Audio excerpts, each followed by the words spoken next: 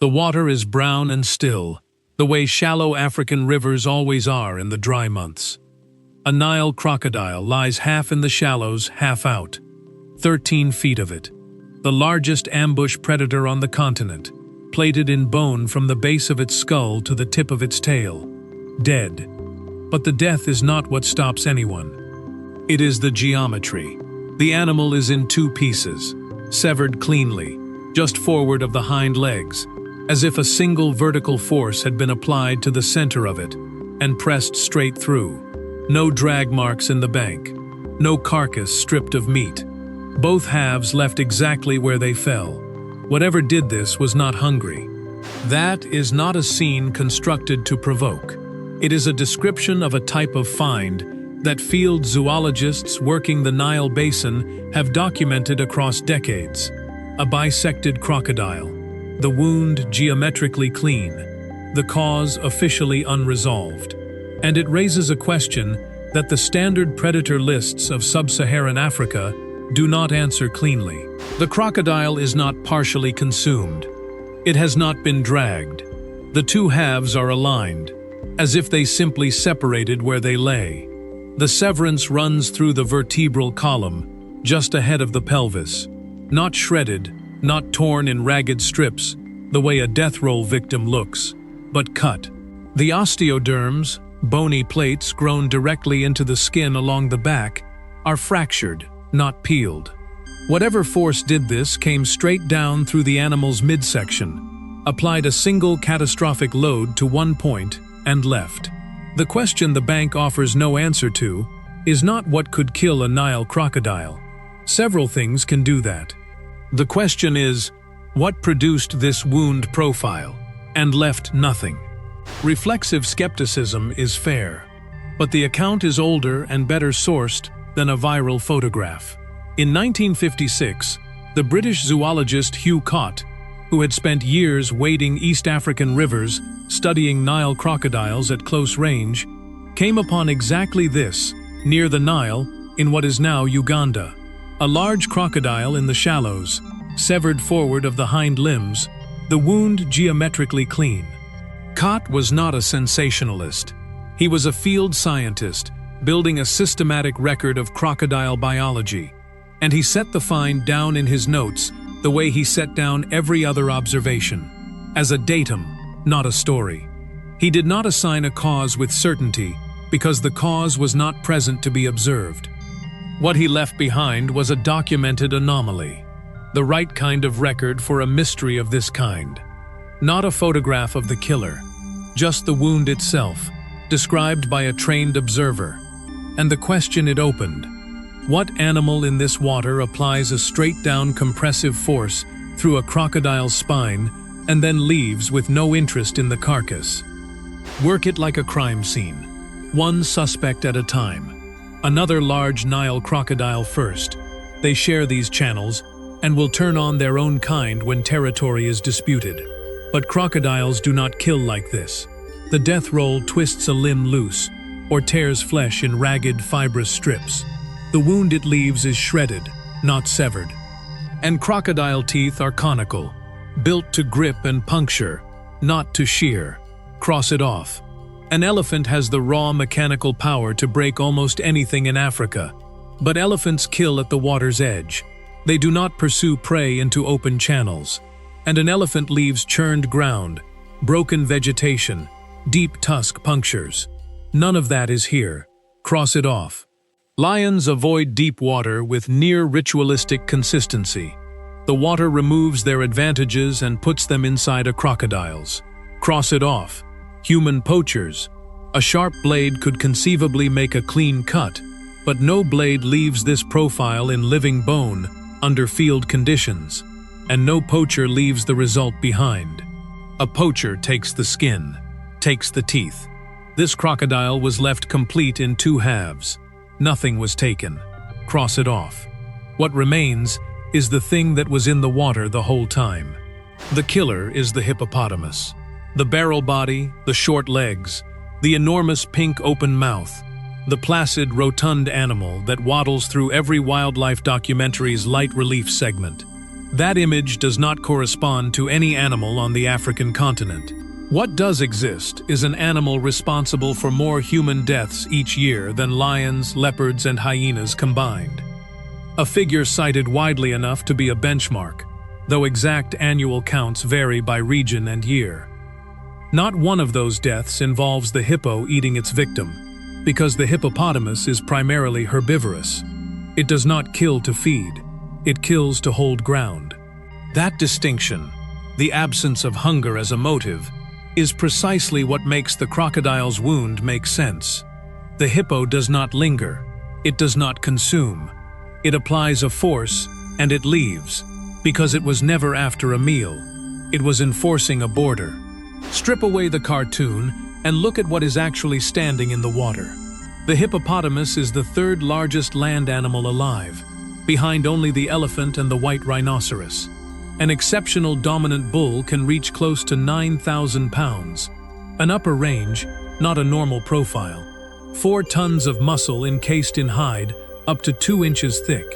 Its eyes, ears, and nostrils sit in a near-flat plane across the top of the skull, so the animal can submerge almost completely with only that strip showing above the surface.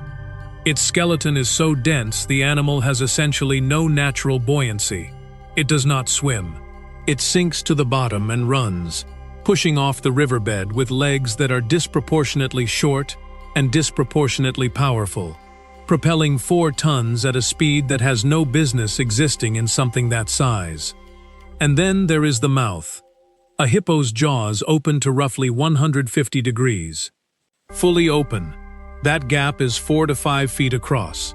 The canine tusks set into that gap are solid ivory, sometimes reaching 20 inches in length, and they grow for the animal's entire life. They are not used for feeding.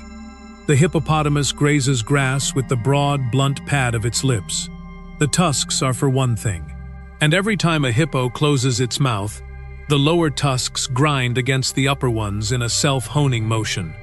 The animal spends its entire life sharpening its own weapons without any deliberate act.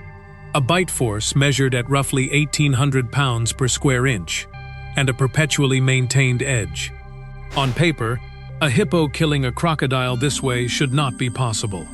The Nile crocodile is not a fragile animal. A study documenting bite forces across all 23 living crocodilian species found crocodilian bites among the highest recorded for any living animal.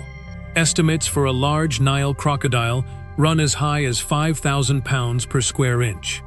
Its back is plated in osteoderms, bone grown directly into the skin, turning the dorsal surface into something closer to a shield than a hide.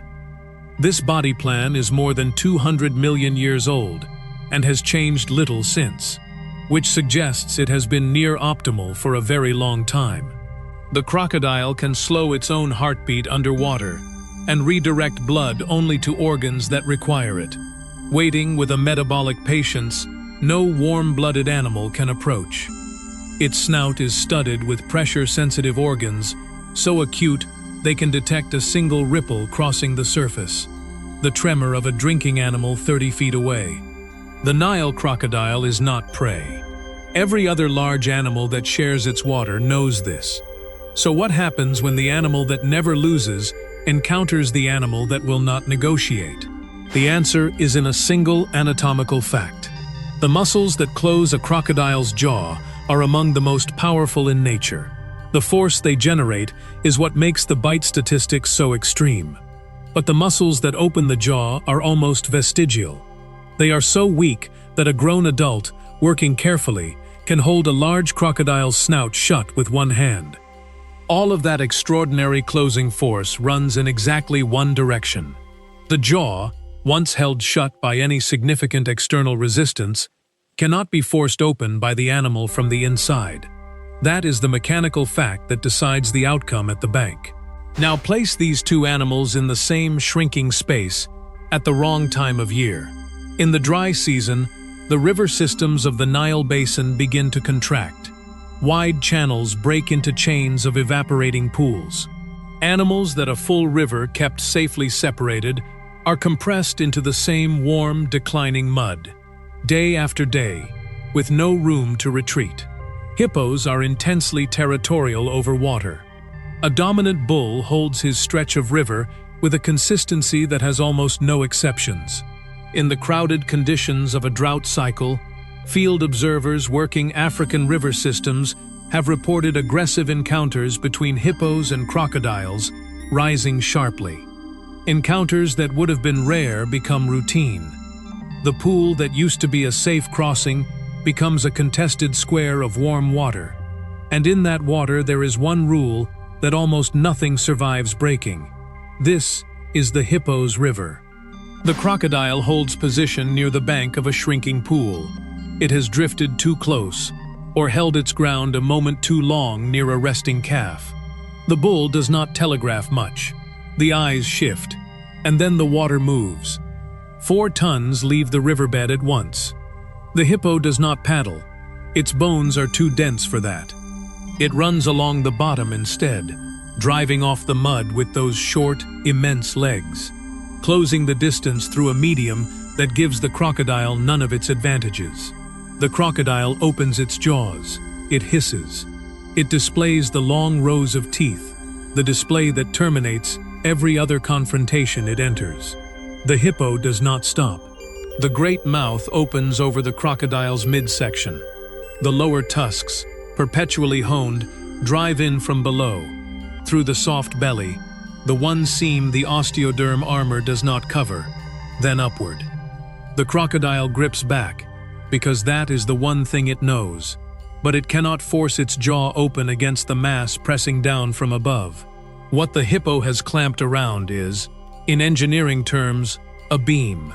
A rigid span with a massive load applied at its center and nothing beneath it to resist. Every beam has a failure point. The spine gives. The crocodile becomes 2 still pieces in the brown current. The hippo releases. It does not feed. The hippo settles back into the pod. The blank, half-closed expression returns as if the previous 90 seconds contained nothing of particular note. No display. No continued aggression. The border has been enforced. And the field record confirms this is not a single anomalous event. Near Kruger National Park in South Africa, wildlife observers documented 2 hippos charging a crocodile that had gripped a wildebeest, forcing it to release the prey entirely. In a separate account from the same region, a 12-foot Nile crocodile that had caught an impala was driven off by hippos that entered the water. The pattern: hippos intervening in crocodile hunts, hippos moving directly against crocodiles that have entered their water, has been recorded by field observers across the Nile and Zambezi systems. The confrontation is not anomalous.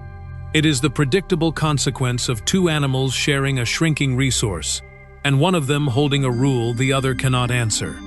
Back at the bank, brown water, 2 halves in the shallows, no feeding, no drag marks. The hippo is already gone.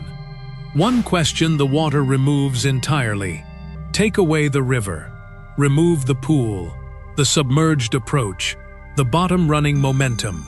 Put both animals on open, dry ground. No channel to disappear into. No soft belly exposed at water level. No shrinking pool forcing contact. The crocodile now has room to spin. Does the jaw-opening paradox still decide everything on dry ground? Leave the answer in the comments and be specific, because the specifics are exactly what this question turns on. A Nile crocodile bisected in the shallows. No predation, no struggle. Both halves left in place. Hugh Cott documented the wound in 1956, and the field record has confirmed the pattern in the decades since. The killer is the hippopotamus, territorial, mechanically capable of a straight compressive bite through the crocodile's spine, and operating on a motive that has nothing to do with hunger. The jaw-opening paradox. Titanic closing force, near-absent opening force, seals the outcome when a hippo grips the crocodile's midsection like a beam and the spine fails at its center.